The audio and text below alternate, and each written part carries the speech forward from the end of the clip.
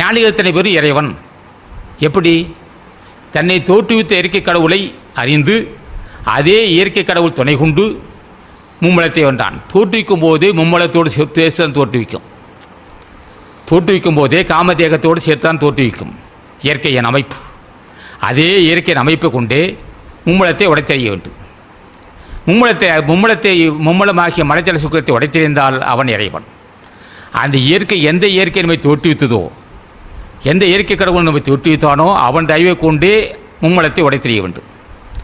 அப்படி உடைத்தெறிந்தவர்கள் யார் என்றால் அவன்தான் ஞானிகள். அவர்கள் என்றும் மரணமில்லா பெறுவாய். தான் இறைவன். அண்ணல் இறைவன் அருள் பெற்ற போதே.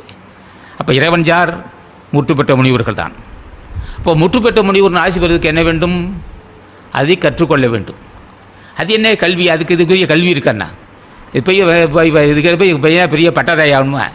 அகத்தீசா ஓம் அகத்திய திருவடிகள் போற்றி கல்வி வந்து விட்டது. அகத்தீசா ஓம் அகத்தீசாய நம கல்வி வந்து விட்டது அவனுக்கு. அதான் சாக கல்வி. ஓம் அகத்தீசாய நம என்று சொன்னால் அது சாக கல்வி. அது என்ன செய்யும்? சிறப்பறிவு தரும். உடம்பையும் உயிரையும் அறியக்கூடிய வாய்ப்பை தரும். உடம்பையும் வளர்க்கும் உபாயத்தை தரும்.